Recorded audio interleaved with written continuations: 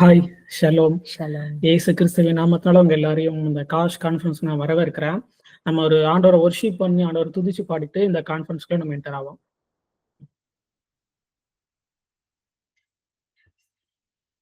தேவ பிரசன்னமே இறங்கியே வந்திடுதே.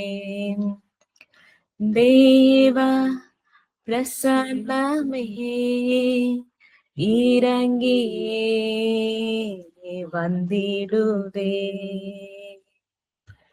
தேவனின் மகிமை நம்மை எல்லாம் பரிசுத்த ஸ்தலத்தில் மூடுதே. தேவனின் மகிமை நம்மை எல்லாம் பரிசுத்த ஸ்தலத்தில் மூடுதே. தேவ பிரசன்னமே இறங்கியே வந்திடுதே. தேவ பிரசன்னமே இறங்கியே வந்திடுதே. தேவனின் நல்ல தூதர்கள் நம்மை சுற்றிலும் இங்கு நிற்கிறார். தேவனின் நல்ல தூதர்கள் நம்மை சுற்றிலும் இங்கு நிற்கிறார். தேவனின் மகிமை நம்மை எல்லாம் பரிசுத்த ஸ்தலத்தில் மூடுதே. தேவனின் மகிமை நம்மை எல்லாம் பரிசுத்த ஸ்தலத்தில் மூடுதே. தேவ பிரசன்னமே இறங்கியே வந்திடுதே. தேவ பிரசன்னமே இறங்கியே வந்திடுதே. தேவனின் மகிமை நம்மை எல்லாம் பரிசுத்த ஸ்தலத்தில் மூடுதே. தேவனின் மகிமை நம்மை எல்லாம் பரிசுத்த ஸ்தலத்தில் மூடுதே.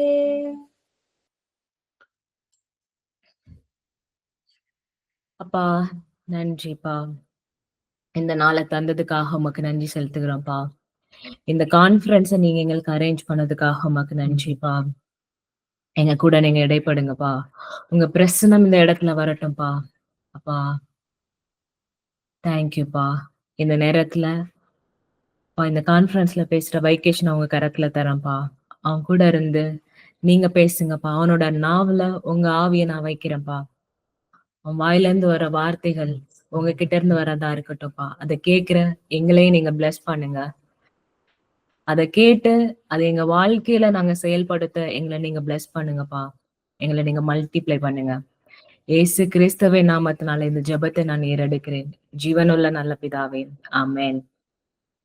நன்றி பிதாவே, இந்த நாளை நீங்க ஆசீர்வதிங்கப்பா. இந்த நேரத்தை நீங்க ஆசீர்வதிங்க. இந்த உங்களுடைய வார்த்தையை கேட்க வந்த ஒவ்வொருவரையும் உங்களுடைய நாமத்தினால் நான் ஆசீர்வதிக்கிறேன் தகப்பனே. அவங்களை நீங்க பிளஸ் பண்ணுங்க. அவங்களை நீங்க விருத்தி அடைய பண்ணுங்கப்பா. எல்லா விதத்திலும் சகலவித ஆசீர்வாதத்திலும் சகலவித ஞானத்திலும் அவங்க பெருகட்டும். அவங்க இந்த பூமியை நிரப்பட்டும். Thank you Jesus. இந்த name of lord Yeshua. Amen. Shalom. உங்க எல்லாரையும் இந்த காஷ் கான்ஃபரன்ஸ்க்கு நான் வரவேற்கிறேன். இன்னைக்கு நம்ம வந்து போன வாரம் வந்து சில விஷயம் பார்த்தோம். அதோட ஒரு கண்டினியூவா தான் இந்த வாரம் நம்ம இந்த மெசேஜை நம்ம பார்க்க போறோம். ஸோ போன வாரம் மெசேஜை நீங்க பார்க்கலன்னா, ஒருவேளை நீங்க அதை பார்க்காம இருந்தீங்கன்னா யூடியூப்ல அதோட வீடியோ இருக்கு. அதை நீங்க பார்த்துட்டு நீங்க என்ன பண்ணுங்க, அது அத ஃப்ரீயா இருக்கும்போது கூட நீங்க அத பார்த்துக்கோங்க. ஸோ நம்ம போன வீடியோல என்ன பார்த்தோம் அப்படிங்கிறத பத்தி நான் அதுல சின்னதா நான் சொல்லிர்றேன். நீதிமொழிகள் 18வது அதிகாரம் 10வது வசனத்துல இருக்குது. கர்த்தருடைய நாமம் பலத்த துருகம். நீதிமான் அதற்குள் ஓடி சுகமா இருப்பான்னு சொல்லி இருக்குது. ஸோ கர்த்தருடைய நாமம் வந்து ஒரு பலத்த துருகமா இருக்குது. அது வந்து ஒரு ஹை டவர். ரொம்ப உயரமான ஒரு கோட்டையா இருக்குது. அந்த உயரமான கோட்டை வந்து ஆண்டவருடைய நாமம், ஆண்டவருடைய பெயர், அவருடைய நேம் வந்து ரொம்ப ஹையான ஒரு பாதுகாப்பான ஒரு கோட்டையா இருக்குது. அதுக்குள்ள நீதிமான் என்ன பண்றான்? ஓடி போய் தங்கி சுகமா இருக்கிறான். இந்த இடத்துல நம்ம ஸ்ட்ரெஸ் பண்ண வந்ததே என்னன்னா, கர்த்தருடைய நாமம். கர்த்தருடைய நாமத்த பத்தின வெளிச்சம் நமக்கு இருந்தா, நம்ம வாழ்க்கையில நமக்கு எந்த ஒரு பிரச்சனையும் நம்ம என்ன பண்ண வேண்டாம். பார்த்து அ அத என்ன ப அ அதுல இருந்து நம்ம என்ன பண்ணிக்கலாம்னா, கர்த்தருடைய நாமத்துல போய் நம்ம என்ன பண்ணலாம், தங்கி சுகமா இருக்கலாம் அப்படிங்கிறத பத்தி பார்த்தோம். ஸோ நீதிமான் அப்படிங்கிறது வேற யாரும் இல்ல. யாரெல்லாம் கர்த்தர வந்து விசுவாசிக்கிறாங்களோ, அவங்க எல்லாருமே நீதிமான் தான். ஸோ அப்படி நீதிமானா இருக்கிற நம்ம வந்து கர்த்தருடைய நாமத்தை குறித்து அறிந்து கொள்ளும்போது, நம்ம என்ன பண்ணலாம்? அதுக்குள்ள போய் ஓடி சுகமா இருக்கலாம்னு சொல்லி தான் போன வீடியோல நம்ம பார்த்தோம். அதுல நம்ம பார்க்கும்போது, ஆண்டவருடைய நாமங்கள் வந்து நெறைய இருக்கு. ஆண்டவர் வந்து தன்னை சர்வ வல்லமை உள்ளவரா வெளிப்படுத்துறாரு. யெகோவா ஈரே, அவர் வந்து நம்மள போஷிக்கிறவரா வெளிப்படுறாரு. இல்லன்னா யெகோவா ராஃபா, அ எல்ரோயி அப்படின்னு சொல்லி நெறைய விதமா பரிமாணங்கள்ல என்ன பண்றாரு? ஆண்டவர் நமக்கு வெளிப்படுத்துறாரு. ஆண்டவர் வந்து ஒரு மல்டி பெர்ஸ்பெக்டிவா என்ன பண்றாரு? நமக்கு வெளிப்படுறாரு. அதுல என்னன்னா, மோசே கிட்ட தன்னை ஒரு விதமா வெளிப்படுத்துறாரு. அது என்னன்னா, நான் வந்து ஆபிரகாமின் தேவன், ஈசாக்கின் தேவன், யாக்கோபின் தேவன் சொல்லி தன்னை ஆபிரகாம், ஈசாக்கு, யாக்கோபின் தேவனை வெளிப்படுத்துறாரு. சோ அப்படி ஆபிரகாம், ஈசாக்கு, யாக்கோபு தேவன் சொல்லி ஏன் அந்த இடத்துல ஆண்டவர் மென்ஷன் பண்றாரு அப்படின்னு நம்ம பார்த்தோம்னா, அ ஆண்டவர் வந்து ஆபிரகாமுக்கு தன்னை வந்து சர்வ வல்லமையுள்ள தேவனா தான் வெளிப்படுத்துறாரு. அதே தேவனா தான் ஈசாக்குக்கும் தன்னை வெளிப்படுத்துறாரு. நான் வந்து என்ன ஆபிரகாமின் தேவன், நான் வந்து சர்வ வல்லமையுள்ளவன்னு சொல்லி ஈசாக்கு வெளிப்படுத்துறாரு. அதே மாரி தான் யாக்கோபுக்கும் தன்னை வெளிப்படுத்துறாரு. சோ ஆண்டவர் என்ன பண்ணியிருக்கலாம், நான் சர்வ வல்லமையுள்ள தேவன் சொல்லி ஆண்டவர் அங்க வெளிப்படுத்தியிருக்கலாம் தன்னை. ஆனா அவர் அப்படி அங்க வெளிப்படுத்தாம, நான் ஆபிரகாம் தேவன், ஈசாக்கின் தேவன், யாக்கோபின் தேவன் சொல்லி அங்க வெளிப்படுத்துறாரு. சோ இந்த இடத்துல நம்ம பார்க்கும்போது அங்க யாக்கோபின் தேவன் சொல்லி சொல்றாரு. இதுதான் வந்து சொல்லணும்னு வந்தேன். யாக்கோபின் தேவன் சொல்றாரு. பைபிள்ல பார்த்தோம்னா நெறைய இடத்துல யாக்கோபின் தேவன் சொல்லி ஆண்டவர் தன்னை வெளிப்படுத்துறாரு. ஆண்டவர் வந்து தன்னை இஸ்ரவேலின் தேவனும் சொல்றாரு, யாக்கோபின் தேவனும் சொல்றாரு. அப்போ 2க்கு என்ன வித்தியாசம்னா, யாக்கோபு அப்படின்னா திருடன் சொல்லி அர்த்தம். சோ ஆண்டவர் வந்து ஆண்டவர் வந்து தன்னை நான் வந்து ஒரு எத்தனா இருக்கிற ஒருத்தனுக்குமே நான் தான் தேவனா இருக்கிறேன்னு சொல்றதுக்கு அவர் வெட்கப்படல. சோ அந்த அந்த அந்த தேவனை நம்ம அறிஞ்சு கொள்ளும்போது, நம்மளும் நம்ம வாழ்க்கையில வந்து நெறைய நேரத்துல நெறைய தப்பு நம்ம பண்ணியிருப்போம். நெறைய பொய் சொல்லியிருப்போம். நெறைய ஏமாத்திருப்போம். சோ அந்த விஷயத்த என்ன பண்ணுது? அத டீல் பண்ணுது. அந்த குற்ற மனசாட்சி நம்மட்ட கடந்து போயிட்டு, ஓகே ஆண்டவர் யாக்கோபுக்கும் தேவனா இருக்கிறாருன்னா, எனக்கும் தேவனா இருக்கிறாரு அப்படின்னு சொல்லி நமக்கு ஒரு நம்பிக்கையை கொடுக்கிற விஷயமா இருக்குது. அதனால தான் ஆண்டவர் நெறைய இடத்துல நான் யாக்கோபின் தேவன் சொல்லி தன்னை வெளிப்படுத்துறாரு. இப்ப ஆபிரகாம் தேவன் சொல்லும்போது, ஆபிரகாம் வந்து விசுவாசத்துக்கு தகப்பனா இருக்கிறாரு. ஈசாக்கு நம்ம தேவன் வெளிப்படுத்தும்போது, ஈசாக்கு இருக்கிறாரு. ஈசாக்கு பத்தி பைபிள்ல எங்கேயுமே தப்பா படல. அவர் ரொம்ப நல்லா வாழ்ந்துட்டு போன ஒரு மனுஷன். ஆனா யாக்கோப் அப்படி இல்ல.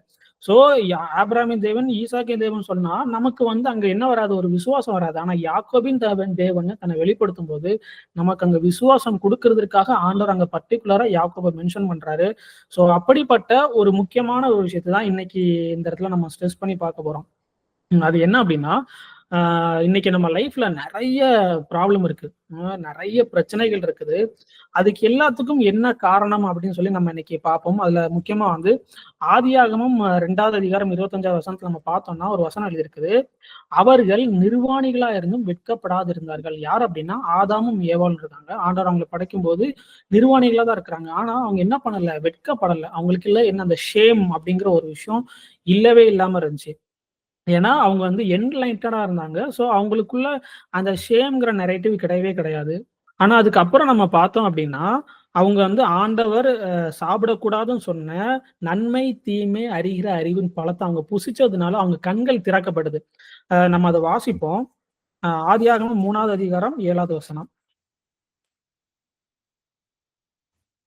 6வது வசனம் நம்ம வாசிப்போம். அப்பொழுது ஸ்திரியானவள் அந்த விருட்சம் புசிப்புக்கு நல்லதும், பார்வைக்கு இன்பமும், புத்தியை தெளிவிக்கிறதற்கு இச்சிக்கப்படத்தக்க விருட்சமுமாய் இருக்கிறது என்று கண்டு, அதன் கனியை பறித்து புசித்து தன் புருஷனுக்கும் கொடுத்தாள். அவனும் புசித்தான். சோ அந்த பழத்த அவங்க என்ன பண்றாங்க? அத எடுத்து ஏவாள் புசிச்சு அவனுடைய புருஷனுக்கும் குடுக்குறாங்க. அவன் அத புசிச்சான். அவன் அவன் புசித்தான். அப்பொழுது அவர்கள் இருவருடைய கண்களும் திறக்கப்பட்டது. ஓகேவா? ஸோ இம்மீடியட்டா நடந்தது என்னன்னா, அவங்களுடைய கண்கள் திறக்கப்பட்டது. அவர்கள் தாங்கள் நிர்வாணிகள் என்று அறிந்து அத்தியிலையை தைத்து தங்களுக்கு அரைக்கச்சைகளை உண்டு பண்ணினார்கள். ஸோ அந்த பழத்த சாப்பிட்ட உடனே நடந்த ஒரு இம்மீடியட் ஆக்ஷன் என்னன்னா, தாங்கள் நிர்வாணியா இருக்குன்னு சொல்லி அறிஞ்சு என்ன பண்றாங்கன்னா, அந்த அத்தி இலைய வச்சு என்ன பண்றாங்க, தங்கள மறைச்சுக்கிறாங்க. அதுக்கு முன்னாடி அவங்க என்ன பண்ணல, அது 2வது அதிகாரத்துல நம்ம பார்த்தோம்னா, 25வது வசனம், ஆதாமும் அவன் மனைவியுமாகிய இருவரும் நிர்வாணம் இருந்தும் வெட்கப்படாதிருந்தார்கள். ஸோ வெட்கம்னு இல்லாத ஒரு விஷயம், அந்த பழம் நன்மை, தீமை அறிகிற பழத்த சாப்பிட்டதுனால முதல்ல அது என்டர் ஆகுது. ஸோ அந்த ஷேம் அப்படிங்கிற ஒரு விஷயம் இருக்கு. வெட்கம் அப்படிங்கிற விஷயம் இருக்குது. இதுதான் என்னது விழுகையோட ஒரு முதல் ரெஸ்பான்ஸே என்னதான் அந்த வெட்கமா தான் இருக்குது. ஸோ இன்னைக்கு நம்மளும் யோசிச்சு பார்த்தோம்னா, அந்த கேரக்டர் இன்னும் நமக்குள்ள இருக்கிறதுனால தான் நெறைய நேரம் நம்ம என்ன பண்ணிட்டு இருக்கோம், சஃபர் ஆயிட்டு இருக்கோம். இப்ப முக்கியமா நம்ம பார்த்தோம்னா, நமக்கு ஆங்ஸைட்டி வரும். ஒரு படபடப்பு எப்பவுமே ஒரு பயம் இருந்துகிட்டே இருக்கும். அந்த பயம் எங்கிருந்து வருதுன்னு பார்த்தோம்னா, ஃபியூச்சர்ல இருந்து வரும். ஃபியூச்சர குறிச்சு பயந்துட்டு இருப்போம். 2வது இன்னொன்னு என்னன்னா கவலைப்படுவோம். எத குறிச்சு கவலைப்படும்னா, பாஸ்ட் நெனச்சு கவலைப்படும். இது 2மே எங்க இருந்து தான் வருதுன்னா, அந்த ஷேம் ஐடென்டிட்டி கிரைசிஸ் அந்த வெட்கத்துல இருந்து தான் வெளியில ஒரு காரியமா இருக்குது. ஸோ அதனால தான் நம்ம என்ன பண்ணிட்டு இருக்கோம், எப்பவுமே பயந்துகிட்டே இருக்கோம். எப்பவுமே இல்லன்னா கவலைப்பட்டுட்டு இருக்கோம். கில்ட் ஆயிட்டு இருக்கோம். இல்லன்னா யாராவது நம்மள அசிங்கப்படுத்திட்டாங்கன்னா, அந்த ஈகோ மனசுல வச்சுட்டு என்ன பண்ணிட்டு இருக்கோம், ஒரு வெஞ்சன்ஸோட இருந்துட்டு இருக்கோம். இது எல்லாத்துக்கும் வேறு என்ன நம்ம போய் பார்த்தோம்னா, அந்த இருள், வெட்கம்ங்கிற இருள் தான் ஒரு காரணமா இருக்குது. ஏன்னா அதுதான் விழுகையோட ஒரு முதல் விஷயமா இருக்குது. ஸோ இந்த வெட்கத்த மறைக்கிறதுக்கு நம்ம என்ன பண்றோம்னா, எப்படி ஆதாமும் ஏவாளும் அவங்கள சுற்றி என்ன பண்றாங்க, அத்தியலை வச்சு தச்சு தங்கள மறைச்சுக்கிறாங்க. அந்த மாதிரி இன்னைக்கு நம்மளும் நெறைய காரியங்கள வச்சு நம்ம என்ன பண்றோம், நம்ம மறைச்சுக்கிறோம். நம்ம ஷேம் ஐடென்டிட்டி கிரைசிஸ மறைக்க, இவன் என்ன பார்த்து இப்படி சொல்லிட்டான், அதனால நான் என் வாழ்க்கையில நான் இப்படி ஜெயிச்சு காட்ட போறேன். இவங்க என்ன இப்படி நெனச்சுட்டாங்க, அதனால நான் இப்படி பண்ண போறேன்னு சொல்லி, இல்லன்னா இவங்க என்ன இப்படி பண்ணிட்டாங்க, அதனால நான் அவங்களுக்கு ப்ரூவ் பண்ண போறேன் அப்படின்னு சொல்லி நெறைய காரியங்கள் நம்ம என்ன பண்ணிட்டு இருக்கோம், நம்ம ஷேம மறைக்கிறதுக்காக, அதாவது ஷேம்னு உள்ள ஒரு விஷயம் இருக்குது. அந்த ஷேம நம்ம டீல் பண்ணாம, அத அட்ரஸ் பண்ணாம, அத மறைக்க தான் பார்த்துட்டு இருக்கோம். அத சுத்தி ஒரு விஷயம் பண்றோம். ஓகேவா? அதுதான் இன்னைக்கு நம்ம பண்ணிட்டு இருக்கோம். அதுதான் நம்ம வாழ்க்கையில இன்னைக்கு உண்டாகிற நெறைய பிரச்சனைகளுக்கு காரணமா இருக்குது. இப்ப எக்ஸாம்பிள் நம்ம பார்க்குறோம்னு வச்சுக்கோங்களேன். ஒருத்தவங்களுக்குள்ள வந்து ஒரு ஷேம் ஐடென்டிட்டி கிரைசிஸ் இருக்கு. அவங்க வந்து உலகத்துக்கு முன்னாடி, ஊர்ல இருக்கவங்களுக்கு முன்னாடி தங்கள பெரிய ஆளா காட்டிக்கணும் அப்படிங்கிறதுக்காக என்ன பண்றாங்க, கடன் வாங்கி மேரேஜ் பண்றாங்க. கடன் வாங்கி ஒரு கார் வாங்குறாங்க. இவன் கார் வாங்கிட்டான், நான் கார் வாங்கலாம் அசிங்கம். அதனால நானும் கார் வாங்க போறேன்னு சொல்லி கார் வாங்குறாங்க. இல்லன்னா வீடு கட்டுறாங்க. ஸோ இவ்வளவும் பண்ணதுக்கு அப்புறம் என்ன ஆகுறதுன்னா, கடன்ல விழுந்துருறாங்க. அவங்க வந்து ஒரு கடன் வாங்கி அது பண்ணும்போது, அது அவங்களுக்கு என்ன ஆகுது, திரும்ப ஒரு பிரச்சனைய தான் அவங்க கிரியேட் பண்ணும். ஸோ அந்த ஷேம் அவங்க ஐடென்டிட்டி பண்ணாம இப்போ ஒருத்தன் ஒரு கார் வாங்குறான், அத பார்த்து பொறாமையா இருக்குன்னா, ஓகே எனக்கு ஏன் இந்த இடத்துல பொறாமை வருது? நான் இந்த இடத்துல என்ன டீல் பண்ணணும்? இந்த இடத்துல நான் என்ன அட்ரஸ் பண்ணணும்னு சொல்லி, அந்த ஃபீலிங்ஸ்ல இருந்து வர்ற விஷயத்த அட்ரஸ் பண்றத விட்டுட்டு, அந்த ஃபீலிங்ஸ மறைக்கிறதுக்காக ஒரு விஷயம் பண்றாங்க. அது நாளைக்கு அவங்களுக்கு ஒரு பிரச்சனையில தான் கொண்டு போய் முடியுது. இப்போ இன்னைக்கு நீங்களும் நெறைய விஷயங்கள் உட்கார்ந்து நீங்க யோசிச்சு பார்த்தீங்கன்னா, எல்லாமே நம்முடைய ஐடென்டிட்டி கிரைசிஸ், நம்முடைய ஷேம்ல இருந்து, வெட்கத்துல இருந்து வர காரியமா தான் இருக்குது. ஆ இன்னைக்கு நெறைய பேரண்ட்ஸ் இருக்காங்க. அவங்க வந்து என்ன பண்றாங்க, பிள்ளைங்க ஒரு விஷயம் கேட்குறாங்க அப்படின்னா, அவங்களுக்கு என்ன பண்றாங்க, வாங்கி குடுக்காம, அ இல்ல அதெல்லாம் கிடையாது அப்படின்னு சொல்லி அவங்கள என்ன பண்றாங்க, கத்துறாங்க, திட்டுறாங்க. ஏன் அப்படின்னா, பணம் அப்படிங்கிற ஒரு பற்றாக்குறை இருக்கு. இன்னைக்கு பணம் நம்மட்ட கம்மியா தான் இருக்கு. நாளைக்கு இல்லன்னா நம்ம என்ன பண்ணுவோம்னு சொல்லி, ஆ என்ன பண்றாங்க, அங்க இருந்து ஒரு ஷேம் கிளம்பி வருது. நாளைக்கு நம்மட்ட பணம் இல்லன்னா நம்மள யாரும் மதிக்க மாட்டாங்க அப்படின்னு சொல்லி ஒரு ஷேம் உள்ள உட்கார்ந்திருக்கு. அந்த ஷேம் உள்ள இருக்கிறதுனால, மனைவியோ இல்லன்னா பிள்ளைங்களோ ஏதாவது கேட்கும்போது அவங்க என்ன பண்றாங்க, அவங்கள திட்டுறாங்க, இல்லன்னா அடிக்கிறாங்க. அந்த மாதிரி காரியங்கள் வெளிப்படுது. ஸோ இந்த மாரி தான் ஷேம் அப்படிங்கிறது என்ன பண்ணுது, நமக்குள்ள இருந்து வெளிப்பட்டுட்டே இருக்குது. ஸோ இத எப்படி நம்ம டீல் பண்ணலாம்? அ ந இந்த மாரி நமக்குள்ள என்ன பண்றது, நெறைய வெட்கம் அப்படிங்கிற காரியங்கள் இருக்கு. அந்த வெட்கம் என்ன பண்ணாது, அடுத்து நம்மள ஆண்டவர்கிட்ட நெருங்க விடாது. அதுதான் இப்ப அடுத்து போட்டிருக்குது. 9வது வசனம், 3வது அதிகாரத்துல 9வது வசனம். அப்பொழுது தேவனாகிய கர்த்தர் ஆதாமை கூப்பிட்டு, "நீ எங்கே இருக்கிறாய்?" என்றார். அதற்கு அவன், "நான் தேவரீருடைய சத்தத்தை தோட்டத்திலே கேட்டு, நான் நிர்வாணியா இருப்பதினால் பயந்து ஒளித்துக் கொண்டேன்" என்றான். ஸோ இந்த ஷேம் அடுத்து எங்க கொண்டு போகுது? தங்கள ஃபர்ஸ்ட் மறைச்சுக்கிறாங்க. அதுக்கப்புறம் ஆண்டவரை விட்டு என்ன பண்றாங்க, ஓடி ஒளியிறாங்க. ஸோ உங்களுக்குள்ள ஷேம் இருக்கும்போது, ஒரு வெட்கம் இருக்கும்போது, நீங்க என்ன பண்ணுவீங்கன்னா, நீங்க உங்கள மறைக்கிறது மட்டும் இல்லாம, ஆண்டவர்ட்டமிருந்தும் நீங்க என்ன பண்ணுவீங்க, தூரமாவீங்க. நீங்க ஆண்டவருடைய பிரசன்னத்திலிருந்து ஓடி ஒளிந்து கொள்வீங்க. ஸோ இதுலருந்து நம்ம அந்த விஷயத்த நம்ம புரிஞ்சுக்க முடியுது. ஸோ வெட்கம் அப்படிங்கிறது உங்களை நீங்க மறைக்கிறது மட்டும் அல்லாமல், ஆண்டவர்ட்டருந்தும் உங்கள பிரிக்கிற ஒரு காரியமா இருக்குது. ஸோ இந்த விஷயத்த நம்ம என்னைக்கு எப்படி இத நம்ம டீல் பண்றது, எப்படி அட்ரஸ் பண்றது அப்படிங்கிறத பத்தி பார்க்கலாம். உங்களுக்குள்ள இருக்கிற வெட்கத்தை நீங்க என்ன பண்ணுங்க, விலக்கி போடுங்க. அந்த வெட்கம், அந்த ஷேம், அந்த கில்ட் அப்படிங்கிற காரியத்துல வேதாகமத்திலும் ஒரு நபர் இருந்தார். அவர் தான் யாக்கோபு. அவருடைய கதையை நம்ம படிக்கும்போது ஆண்டவருடைய வாழ்க்கையில எப்படி அவரை டீல் பண்ணாரு, அவர் கூட எப்படி அவர் வந்து உறவாடினாரு நம்ம புரிஞ்சுக்கும் போது, ஆண்டவர் அவரை எப்படி பார்த்தாருங்கிறத புரிஞ்சுக்கும் போது, நம்ம வாழ்க்கையில இருக்கிற இந்த வெட்கம்ங்கிற இருள் விலகி வெளிச்சம் உண்டாகும். ஸோ அதை நம்ம வாசிப்போம். ஆதியாகமம் 27வது அதிகாரம் ஃபுல்லா நம்ம வாசிப்போம். ஆதியாகமம் அதிகாரம் 27. ஈசாக்கு முதிர் வயதானதினால் அவன் கண்கள் இருளடைந்து பார்வையற்று போனது போது அவன் தன் மூத்த குமாரனாகிய ஏசாவை அழைத்து, என் மகனே என்றான். அவன், இதோ இருக்கிறேன் என்றான். அப்பொழுது அவன், நான் முதிர் வயதானேன், என் மரணம் இன்ன நாளில் என்று அறியேன். ஆகையால் நீ உன் ஆயுதங்களாகிய உன் அம்பரா துணியையும் உன் வில்லையும் எடுத்துக்கொண்டு வனத்துக்கு போய் எனக்காக வேட்டையாடி அதை எனக்கு பிரியமா இருக்கிற ருசியுள்ள பதார்த்தங்களாக சமைத்து நான் புசிக்கவும், நான் மரணமடை முன்னே என் ஆத்துமா உன்னை ஆசீர்வதிக்கவும் என்னிடத்தில் கொண்டு வா என்றான். ஒரு நிமிஷம். இதுல நம்ம போன வீடியோ எல்லாமே கான்ஃபரன்ஸ்ல நம்ம பார்த்தோம். அது என்னன்னா, பழைய ஏற்பாடுல நம்ம பார்த்தோம்னா, அவங்களுக்கு ஒரே ஒரு வேலை தான் இருக்கும். என்னன்னா, ஆண்டவர் வந்து அவங்கள ஆசீர்வதிச்சிருப்பாரு. அவங்களுக்குள்ள ஒரு ப்ராமிஸ் சீட் இருக்கும். அந்த ப்ராமிஸ் சீட என்ன பண்ணா, அடுத்த ஜெனரேஷனை ஆசீர்வதிச்சு என்ன பண்ணணும், அந்த பிளெஸிங் அவங்களுக்கு என்ன பண்ணணும், டிரான்ஸ்ஃபர் பண்ணணும். ஓகேவா? ஸோ ஆண்டவர் வந்து ஆபிரகாம் ஆசீர்வதிச்சு, நான் என்ன பண்ணுவாரு, நான் வந்து பெருக பண்ணுவேன், உனக்குள்ள பூமியில் இருக்கிற வம்சங்கள் எல்லாம் ஆசீர்வதிக்கப்படும் சொல்லி ஆண்டவர் சொல்லி அவனை ஆசீர்வதிச்சிருந்தாரு.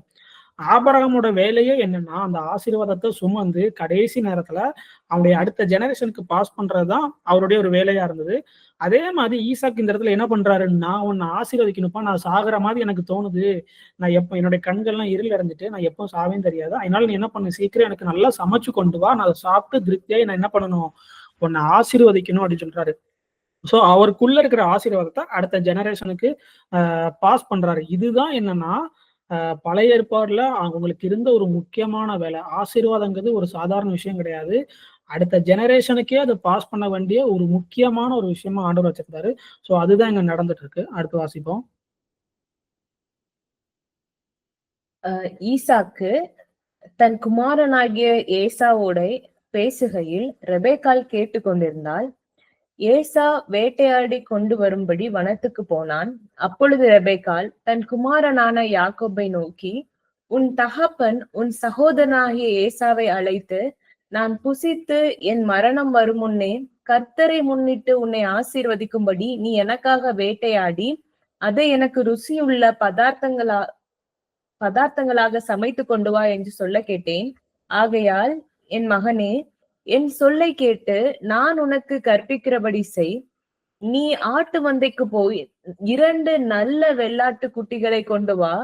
நான் அவைகளை உன் தகப்பனுக்கு பிரியமானபடி ருசியுள்ள பதார்த்தங்களாக சமைப்பேன். உன் தகப்பன் தாம் மரணமடையும் முன்னே உன்னை ஆசீர்வதிக்கும்படி அவர் புசிப்பதற்கு நீ அதை அவரிடத்தில் கொண்டு போக வேண்டும் என்றார். ஓகே. இந்த இடத்துல நம்ம என்ன பாக்குறோம்னா, இந்த ஈசாக்கு வந்து தன் மகன் ஏசாவுக்கு சொல்றத ரெபேக்காள் வந்து கேட்டுட்டு இருக்காங்க. அதாவது ஈசாக்கோட மனைவி, ஏசா யாக்கோபோட அம்மா, அவங்க கேட்டுட்டு இருக்காங்க. அவங்களுக்கு என்னன்னா, ஏசா வந்து எப்பவுமே அவங்களுக்கு பிடிக்காத காரியமா பண்ணிட்டு இருக்கான். நான் வந்து புறஜாதியில போய் கல்யாணம் பண்றது, இல்லைன்னா எப்பவுமே காட்டுல போய் வேட்டையாடுறத ஒரே ஒரு வேலையை வச்சுட்டு இருக்கான். அவன் வீட்லயே தங்க மாட்டான். ஆனா யாக்கோபு அப்படி கிடையாது. யாக்கோபு வந்து அவன் வீட்லயே தங்கிட்டு இருக்கிற ஒரு நபரா இருக்கான். அவன் வந்து ஒரு கூடாரவாசியா இருக்கிறான். ஸோ ரெபேக்காளுக்கு என்ன ஒரு ஆசை, இன்னொன்னு ஆண்டவர் அதுக்கு முன்னாடி ஒரு தீர்க்க தரிசனமா சொன்னதும் என்னன்னா, இளையவனை வந்து மூத்தவன் வந்து இளையவனை சேவிப்பான்னு சொல்லிதான் அவங்களுக்கு ஒரு ப்ராபசி இருக்கிறதுனால ரெபேக்காளுக்கும் யாக்கோபை பிடிக்கிறதுனால என்ன பண்றாங்கன்னா, நீ போய் என்ன பண்ண, அந்த ஆசீர்வாதத்தை வாங்கிரு, நீ போய் 2 வெள்ளாட்டுக்கடை எடுத்துட்டு வா, நான் உனக்கு நல்லா ருசியா சமைச்சு தரேன், நீ என்ன பண்ண, நீ போய் அந்த ஆசீர்வாதத்தை வாங்கிரு அப்படின்னு சொல்றாங்க அவங்க அம்மா. சோ அடுத்து நம்ம வாசிப்போம். அதற்கு யாக்கோபு தன் தாயாளாகிய ரெபேக்காளை நோக்கி, என் சகோதரனாகிய ஏசா ரோமம் மிகுந்தவன், நான் ரோமம் இல்லாதவன். ஒருவேளை என் தகப்பன் என்னை தடவி பார்ப்பார், அப்பொழுது நான் அவருக்கு எத்தனாய் காணப்பட்டு என் மேல் ஆசீர்வாதத்தை அல்ல சாபத்தை வரப்பண்ணிக் கொள்வேனே என்றான். அதற்கு அவன் தாய், என் மகனே, உன்மேல் வரும் சாபம் என்மேல் வரட்டும். என் சொல்லை மாத்திரம் கேட்டு நீ போய் அவைகளை என்னிடத்தில் கொண்டு வா என்றாள். ஓகே. இதுல நம்ம ஒரு விஷயம் பார்க்குறோம். யாக்கோபு வந்து அந்த இடத்துல ரொம்ப பயப்படுறான். ஒருவேளை என்ன பண்ணிட்டாரு, என் அப்பா அத கண்டுபிடிச்சாரு. ஏன்னா, ஏசாக்கு வந்து நல்ல முடி கையில இருக்கும்போது நல்ல ரோமம்லாம் அதிகமா இருக்கும். ஆனா இவனுக்கு அப்படி இருக்காது. ஒருவேளை தொட்டு பார்த்து கண்டுபிடிச்சாருன்னா, அவர் ஆசீர்வாதத்துக்கு பதிலா சாபத்த பேசிட்டாருன்னா ரொம்ப கஷ்டங்கிறாரு. அதுக்கு ரெபெக்காள் என்ன சொல்றாங்கன்னா, அது ஒருவேளை அவர் சபிச்சுட்டாருன்னா, உன் மேல வர்றது எனக்கு வரட்டும்னு சொல்லி அவங்க சொல்றாங்க. இந்த இடத்துல நம்ம முக்கியமா ரொம்ப நோட் பண்றது என்னன்னா, ஆசீர்வாதமும், சாபமும் 2ம் எப்படிதான் வருதுன்னா, வார்த்தையின் மூலமா தான் அடுத்த ஜெனரேஷனுக்கு அது என்ன பண்ணுது? மூவ் ஆகுது. ஸோ நம்ம வார்த்தையில அவ்வளவு ஒரு வல்லமை இருக்குது. அவன் பயப்படுறான். ஆசீர்வாதத்தை அல்ல, சாபத்தை வர பண்ணக் கொள்வேனோ என்றானா, இன்னைக்கு நம்ம வந்து நெறைய நேரம் நம்ம ஃபீல் பண்ணுவோம். நம்ம அம்மா, அப்பா வந்து நம்மள ஆசீர்வதிச்சத காட்டிலும் நம்மள என்ன பண்றது? நம்ம ரொம்ப கர்ஸ் பண்ணது தான் ரொம்ப அதிகமா இருக்குது. நெறைய பேர் அந்த மாதிரி ஒரு பிரச்சனை இருப்பீங்க. ஸோ நீங்க இந்த வீடியோ நீங்க பார்த்துட்டு இருக்கீங்கன்னா, கடைசி வரைக்கும் பாருங்க. கர்த்தர் உங்க மேல இருந்த சாபத்தை எல்லாம் எப்படி நீக்கி போட்டாரு? அவர் உங்கள எப்படி ஆசீர்வதிச்சிருக்கிறாருங்கிறது, அவர் உங்கள எப்படி பார்க்கிறாரு அப்படிங்கிறது உங்களுக்கு புரியும். இந்த உலகத்துல இருந்து உங்க அம்மா, அப்பா வந்து என்ன பண்ணியிருக்கலாம்? உங்கள சபிச்சிருக்கலாம். ஸோ அத குறிச்சு எல்லாம் கவலைப்படாதீங்க. அதெல்லாம் ஆண்டவர் நீக்கி போட்டாரு. ஸோ கடைசி வரைக்கும் இங்க பாருங்க. அவன் போய் அவைகளை பிடித்து தன் தாயினிடத்தில் கொண்டு வந்தான். அவனுடைய தாய் அவன் தகப்பனுக்கு பிரியமானபடி ருசியுள்ள பதார்த்தங்களை சமைத்தாள். பின்பு ரெபெக்காள் வீட்டிலே தன்னிடத்தில் இருந்த தன் மூத்த மகனாகிய ஏசாவின் நல்ல வஸ்திரங்களை எடுத்து தன் இளைய மகனாகிய யாக்கோபுக்கு உடுத்தி, வெள்ளாட்டு குட்டிகளின் தோலை அவன் கைகளிலேயும் ரோமமில்லாத அவன் கழுத்திலேயும் போட்டு, தான் சமைத்த ருசியுள்ள பதார்த்தங்களையும் அப்பங்களையும் தன் குமாரனாகிய யாக்கோபின் கையிலே கொடுத்தாள். அவன் தன் தகப்பனிடத்தில் வந்து, என் தகப்பனே என்றான். அதற்கு அவன், இதோ இருக்கிறேன், நீ யார் என் மகனே என்றான். அப்பொழுது யாக்கோபு தன் தகப்பனை நோக்கி, நான் உமது மூத்த குமாரனாகிய ஏசா, நீர் எனக்கு சொன்னபடியே செய்தேன். உம்முடைய ஆத்துமா என்னை ஆசீர்வதிக்கும்படி நீர் எழுந்து உட்கார்ந்து நான் வேட்டையாடி கொண்டு வந்ததை புசியும் என்றான். அப்பொழுது ஈசாக்கு தன் குமாரனை நோக்கி, என் மகனே, இது உனக்கு இத்தனை சீக்கிரமாய் எப்படி அகப்பட்டது என்றான். அவன், உம்முடைய தேவனாகிய கர்த்தர் எனக்கு நேரிட பண்ணினார் என்றான். அப்பொழுது ஈசாக்கு யாக்கோபை நோக்கி, என் மகனே, நீ என் குமாரனாகிய ஏசாதானோ அல்லவோ என்று நான் உன்னை தடவி பார்க்கும்படி கிட்டவா என்றான். யாக்கோபு தன் தகப்பனாகிய ஈசா கண்டையில் கிட்ட போனான்.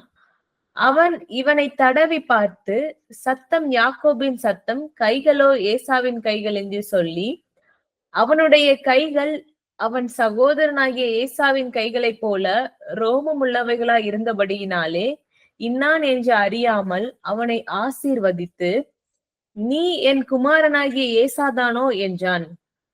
அவன், நான் தான் என்றான். அப்பொழுது அவன், என் குமாரனே, நீ வேட்டையாடி கொண்டு வந்ததை நான் புசித்து என் ஆத்துமா உன்னை ஆசீர்வதிக்கும்படி அதை என் கிட்ட கொண்டு வா என்றான். அவன் அதை கிட்ட கொண்டு போனான். அப்பொழுது அவன் புசித்தான். பிற்பாடு திராட்சை ரசம் அவனுக்கு கொண்டு வந்து கொடுத்தான். அவன் குடித்தான். அப்பொழுது அவன் தகப்பனாகிய ஈசாக்கு அவனை நோக்கி, என் மகனே, நீ கிட்ட வந்து என்னை முத்தம் செய் என்றான். அவன் கிட்ட போய் அவனை முத்தம் செய்தான். அப்பொழுது அவனுடைய வஸ்திரங்களின் வாசனையை மோந்து, இதோ என் குமாரனுடைய வாசனை கர்த்தர் ஆசீர்வதித்த வயல்வெளியின் வாசனையைப் போல் இருக்கிறது.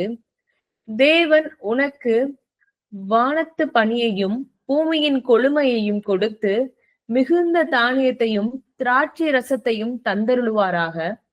ஜனங்கள் உன்னை சேவிக்கவும் ஜாதிகள் உன்னை வணங்கவும் கடவார்கள். உன் சகோதரருக்கு எஜமானனாய் இருப்பாய். உன் தாயின் பிள்ளைகள் உன்னை வணங்குவார்கள். உன்னை சபிக்கிறவர்கள் சபிக்கப்பட்டவர்களும் உன்னை ஆசீர்வதிக்கிறவர்கள் ஆசீர்வதிக்கப்பட்டவர்களுமாய் இருப்பார்கள் என்று சொல்லி அவனை ஆசீர்வதித்தான். ஈசாக்கு யாக்கோபை ஆசீர்வதித்து முடிந்த போது யாக்கோபு தன் தகப்பனாகிய ஈசாக்கின் சமூகத்தை விட்டு ஒரு நிமிஷம். இதை நம்ம பார்த்தோம். அவர் என்ன சொல்றாரு? அவர் வார்த்தையின் மூலமா தன்னுடைய குமாரனை ஆசீர்வதிக்கிறாரு. ஒன்ஸ் அவங்க அப்படி ஆசீர்வதிச்சுட்டாங்கன்னா இவங்க மேல இருக்கிற ஆசீர்வாதம் எல்லாம் அவங்க மேல போயிடும். ஆனா அதுக்கப்புறம் வேற யாரும் என்ன பண்ண முடியாது, அவங்களால ஆசீர்வதிக்க முடியாது. ஒன்ஸ் அவங்க வந்து என்ன பண்ணிட்டாங்க, அந்த அந்த ஜெனரேஷன் அந்த சீடை வந்து ஒரு ஜெனரேஷன் வந்து இன்னொரு ஜெனரேஷன் பாஸ் பண்ணிட்டாங்கன்னா வேற யாருக்கும் அவங்களால பாஸ் பண்ண முடியாது. அடுத்து வந்து என்ன பண்றாங்க, ஏசா வந்து கேட்கிறான். அப்பதான் அவருக்கு தெரியுது, ஈசாக்கு தெரியுது, இவ்வளவு நேரம் வந்து பேசுனது வந்து யாக்கோபு, அது ஏசா கிடையாது.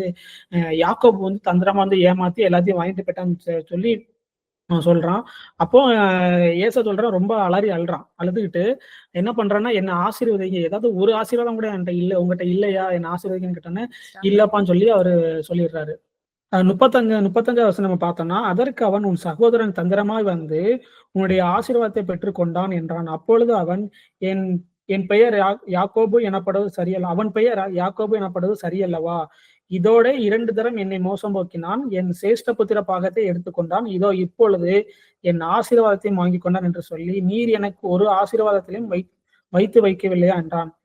ஈசாக்கு ஏசாவுக்கு பிரதியுத்தரமாக, இதோ நான் அவனை உனக்கு எஜமாக வைத்தேன், அவன் சகோதரர் எல்லாரையும் அவனுக்கு ஊழியக்காரராக கொடுத்து அவனை தானியத்தினாலும் திராட்சரசத்தினாலும் ஆதரித்தேன். இப்போதும் என் மகனே, நான் உனக்கு என்ன செய்வேன் என்றான். சோ ஏசாட்ட வந்து இதுக்கு முன்னாடி சேஷ்ட புத்திரபாகம்னு ஒரு விஷயம் இருந்துச்சு. அவன் பசியோட வந்திருப்பான். யாக்கோபு வந்து கூலிக்கு வச்சிருப்பான். சோ இவன் பசியோட வந்தோடனே இவன் கூலி கேட்பான், கொடுக்க மாட்டான். அப்போ நீ என்ன பண்ண, உன்னுடைய சேஷ்ட புத்திரத்தை எனக்கு தா, கூல் வேணா அப்ப தரேன்னு. சரி, இவன் என்ன பண்றான், அந்த கூலுக்காக இவனும் சேஷ்ட புத்திர பாகத்தை வித்து போட்டுட்டான். சோ இப்படிதான் யாக்கோபு வந்து 2 விஷயத்தையுமே 2 ஆசீர்வாதம், சேஷ்ட புத்திர பாகம் சரி, இல்லைன்னா அந்த கடைசி ஆசீர்வாதம் சரி, 2யுமே அவன் தந்திரமா தான் ஒரு மாதிரி ஏமாற்றி தான் அவன் பெற்றுக்கொண்டான். அவன் என்னதான் அந்த ஆசீர்வாதத்தை அவன் பெற்றுக்கொண்டாலும் அவன் அதை ரிசீவ் பண்ணிட்டான். அதன் மூலமா அவன் என்ன பண்றான், அடுத்து அவன் பெருகவும் செய்யறான். இந்த சீனுக்கு அப்புறம் நம்ம பார்த்தோம்னா, இந்த சீனுக்கு அப்புறம் என்ன நடக்குதுன்னா, அவன் வந்து அடுத்து என்ன பண்றான், ஏசா கொன்றுவான்னு சொல்லி பயந்து அவன் மாமா வீட்டுக்கு, லாபான் வீட்டுக்கு அவன் என்ன பண்றான், கிளம்பி போறான். கிளம்பி போன இடத்துல லாபான் வந்து ஆட்டு மந்த, ஆடு, ஒட்டகம்லாம் நிறைய வச்சிருக்கிறான். ஸோ அதெல்லாம் மேய்க்கிறான், பல வருஷம் அங்க இருக்கிறான். ஸோ அங்க இருக்கும்போது இவன் மேல இந்த ஆசீர்வாதம் இருக்கிறதுனால அவன் பயங்கரமா பெருகுறான். ஸோ என்னதான் அவன் மேல ஆசீர்வாதம் இருந்தாலும் அந்த ஆசீர்வாதம் அவனுக்குள்ளே கிரியை பண்ணாலும் அவன் அப்பாவையும் அவனோட அண்ணனையும் அவன் என்ன பண்ணிட்டான், ஏமாத்தி வாங்கிட்டான் அப்படிங்கிற ஒரு குற்ற மனசாட்சி அவனுக்குள்ள இருந்துட்டே இருந்துச்சு. ஒரு ஷேம், ஒரு வெட்கம் அவனுக்குள்ள இருந்துட்டே இருந்துச்சு. அந்த வெட்கம் என்ன பண்ணுச்சுன்னா, அவனை வந்து முழுசா அந்த ஆசீர்வாதத்தை சுதந்திரிக்க விடாம இன்னும் அவன் வந்து ஒரு ஆசீர்வதிக்கப்படலை அப்படிங்கிற ஒரு மனநிலைமையில இருந்தான். ரொம்ப ஒரு ஷேம் அப்படிங்கிற ஒரு வெட்கத்துக்குள்ளே அவன் இருந்துட்டே இருந்தான். சோ அதை எப்படி வந்து ஆண்டவர் டீல் பண்ணார் அப்படிங்கிறத நம்ம வாசிப்போம். 32வது ஆதியாகமம் 32வது அதிகாரம்.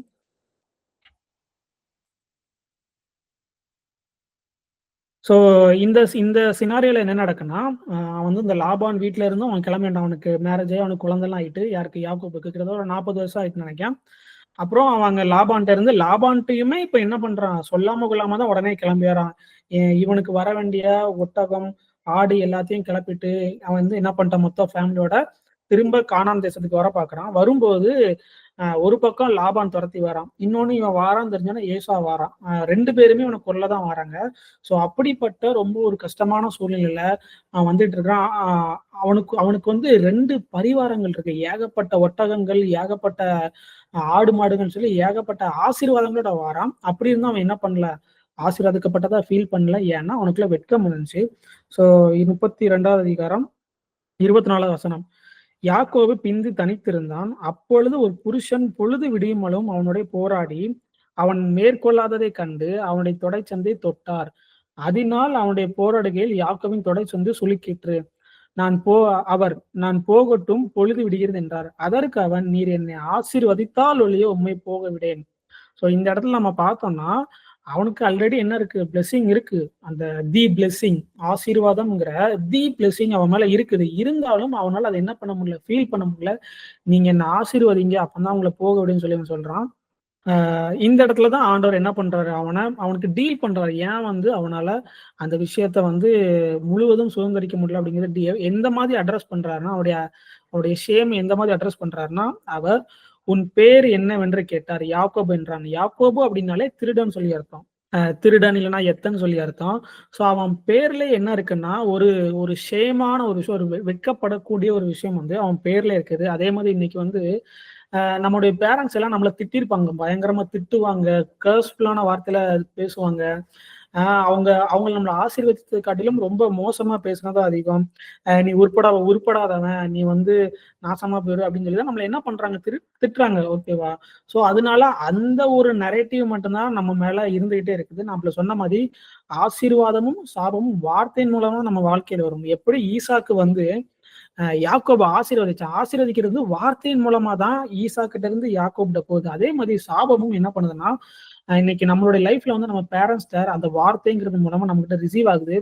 ஸோ அந்த விஷயத்த ஜீசஸ் இங்க எப்படி மாத்துறாருன்னா, அந்த யாக்கோபு அப்படிங்கிற ஒருத்தன, "உன் பேர் இனி யாக்கோபு எனப்படாமல் இஸ்ரவேல் எனப்படும். தேவனோடும் மனிதனோடும் போராடி மேற்கொண்டாய்" என்றார். ஸோ அவன் பேர் அங்க என்ன பண்றாரு? இஸ்ரவேல்னு சொல்லி மாத்துறாரு. இனிமே நீ வந்து யாக்கோபு கிடையாது. நீ வந்து இனிமே இஸ்ரவேல்னு சொல்லி அவனுடைய பேர் அங்க மாத்துறாரு. ஸோ அதே மாதிரி ஆ இன்னைக்கு வந்து நம்ம இந்த உலகத்துல நெறைய பேர் நமக்கு நெறைய விதமான பேர் வச்சிருக்கலாம். இவன் வந்து உருப்படாதவன், இவன் வந்து வேலை வெட்டிக்கே போமாட்டான், இவன் வந்து ஒரு சோம்பேறி, இவனுக்கு ஒண்ணும் தெரியாது, இவன் வந்து எந்த ஒரு வேலைக்கும் லாயக்கு இல்லாதவன்னு சொல்லி நெறைய விதமான பெயர்கள நம்ம மேல கட்டியிருப்பாங்க. ஆனா அது எல்லாத்தையும் இயேசு கிறிஸ்து என்ன பண்றாரு? அது எல்லாத்தையும் உடைக்கிறாரு. அவர் வந்து அவருடைய நாமத்தையே ஒரு புதிய உடன்படிக்கையை ஒண்ணு பண்ணி, நமக்கு அவருடைய நாமத்தை என்ன பண்றாரு? நமக்கு கையில குடுத்திருக்கிறாரு. இயேசு அப்படிங்கிற நாமத்தை நமக்கு குடுத்திருக்கிறாரு. ஸோ இதுவரைக்கும் உலகம் உங்க மேல நெறைய காரியங்கள பேசியிருக்கும். நீங்க எப்படி வந்து அந்த உலகம் பேசின காரியத்தெல்லாம் மறைக்கிறதுக்காக எப்படி ஆதாம் வந்து அந்த அத்தி இலைய வந்து தச்சு என்ன பண்ணான்? வச்சு மறைச்சான். அந்த வெட்கம் அவன் வந்து நிர்வாணியா இருக்கிறத பார்த்து வெட்கப்பட்டு அவன் வந்து மறைச்சுட்டான். ஸோ அதே மாதிரி நீங்க என்ன பண்ணாதீங்க, இந்த உலகம் உங்க மேல நெறைய விஷயங்கள் பேசியிருக்கும். அந்த பேசின விஷயத்தெல்லாம் நீங்க ஓரம் வச்சுருங்க. அத வந்து நீங்க என்ன பண்ணாதீங்க, அ ஒ ஒ எப்படி நான் சொன்ன மாரி, அ ஒருத்தன் வந்து உங்கள பத்தி எதுவும் சொல்லிட்டான் அப்படின்னா, அவன இது பண்ணணும், நான் முன்னாடி ஜெயிச்சு காட்டணும் அப்படிங்கிறதுக்காக நீங்க வாழாம, அது பண்றதுக்காக இவங்க என்ன பார்த்து இப்படி சொல்லிட்டாங்க. அதனால நான் வந்து ஒரு பெரிய வீடு கட்டப் போறேன். என்ன வந்து இப்படி நெனச்சுட்டாங்க. என்ட்ட ஒண்ணும் இல்ல தான் நெனச்சுட்டாங்க. அதனால நான் லோன் வாங்கியாவது நான் ஒரு விஷயம் பண்ண போறேன். லோன் வாங்கியாவது நான் கார் வாங்க போறேன்னு சொல்லி, அந்த எப்படி ஆதாம் வந்து அந்த அத்தியில வச்சு தன்னை மறைச்சானோ, அதே மாரி இந்த மாரி காரியங்கள வச்சு உங்கள மறைக்காதீங்க. உண்மையான பிரச்சனை என்னன்னா, உங்களுக்குள்ள ஷேம் அப்படிங்கிற ஒரு விஷயம் இருக்கு. அந்த வெட்கத்த நீங்க அட்ரஸ் பண்ணுங்க. ஸோ அத உங்களுடைய பழைய இந்த உலகம் உங்க மேல வச்ச எல்லா நரேட்டிவும் நீங்க என்ன பண்ணுங்க, விலக்கி போட்டுட்டு, ஆண்டவர் உங்கள என்ன பண்ணியிருக்கிறாரு, அவருடைய நாமத்தை உங்களுக்கு குடுத்திருக்கிறாரு. இயேசுங்கிற நாமத்த உங்களுக்கு குடுத்திருக்கிறாரு. உங்களுக்கு எப்பல்லாம் உங்களுக்கு வந்து அந்த ஷேம் நரேட்டிவ் எழும்பி வருதோ, அப்பல்லாம் இயேசுன்னு சொல்லுங்க. ஏன்னா, இயேசு அப்டின்னா ரட்சகர். அது ரட்சகர்னா எல்லாத்துலயும் இருந்தும் உங்கள ரட்சித்தாரு. உங்களுடைய ஃபைனான்ஸா இருக்கலாம், இல்லன்னா உங்கள செக்சுவல் லைஃப்லயா இருக்கலாம், நீங்க பார்னோகிராஃபி அடிக்ட்டா இருக்கலாம், இல்லன்னா இந்த மாரி யாக்கோப் மாரி நீங்க பொய் சொல்றவங்களா இருக்கலாம், இல்லன்னா திருடுறவங்களா இருக்கலாம், இல்லன்னா தவறான சிந்தனைகளுக்கு வர்றதா இருக்கலாம். அது எல்லாமே உங்களுக்கு அப்படி வரும்போது, இயேசு உங்களுடைய நாமம் இயேசு. ஏன்னா இயேசுங்கிறத நீங்க புரிஞ்சு கொள்ளும்போது, அந்த விஷயத்துல இருந்து நீங்க என்ன பண்றீங்க? ரட்சிக்கப்படுறீங்க. ஸோ ஆண்டவர் என்ன பண்றாரு? இந்த உலகம் உங்க மேல வச்ச எல்லா நாமத்தையும் எடுத்து போட்டு, அவருடைய நாமத்தை உங்களுக்கு குடுத்திருக்கிறாரு. ஸோ அவருடைய நாமத்தை உங்களுக்கு குடுத்திருக்கும்போது, தேவனுக்குன்னு ஒரு நாமம் இருக்கு. எப்படி தேவன்ங்கிற இருந்தவர் வந்து எல் ஷடாய் சர்வ வல்லமையுள்ளவரா மாறுனாரோ, அதே மாரி பழைய ஏற்பாட்டுல தேவனா இருந்தவரு, புதிய ஏற்பாட்டுல பிதாவா இருக்கிறாரு. பிதா வந்து இயேசு கிறிஸ்துவை எப்படி அவர் பார்த்தாரோ, இவர் என் நேசகுமாரன், இவரில் நான் பிரியமா இருக்கிறேன்னு சொன்னார்ல, அதேதான்.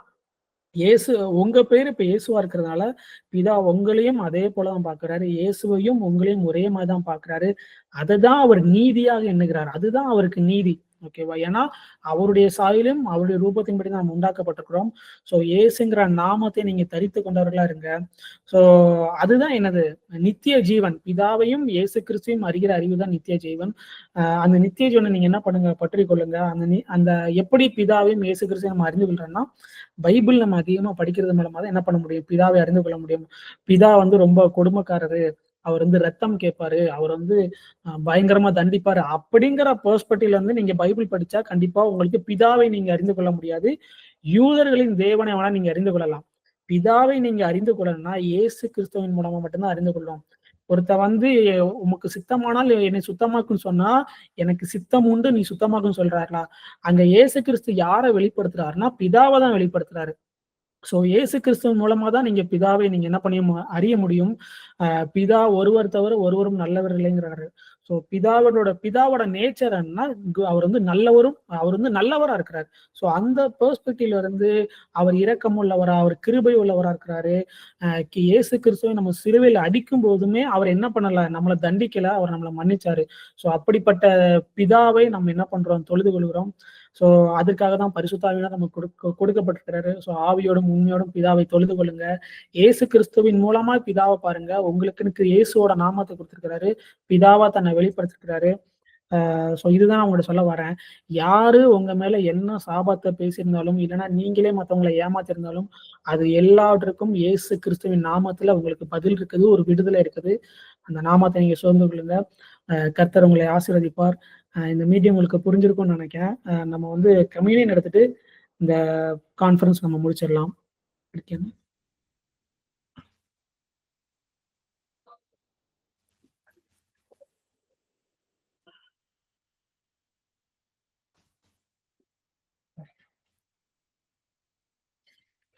நன்றி இயேசு கிறிஸ்துவே,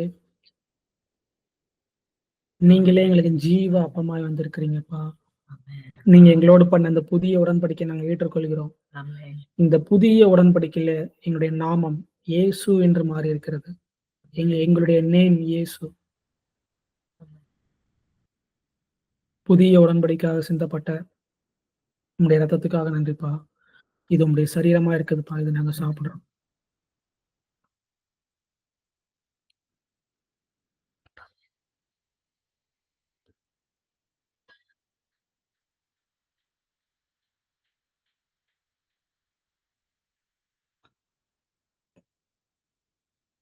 நன்றி இயேசுப்பா, எங்களுடைய பாவ மன்னிப்பு உண்டாகும்படி சிந்தப்பட்ட உங்களுடைய ரத்தத்துக்காக நன்றி.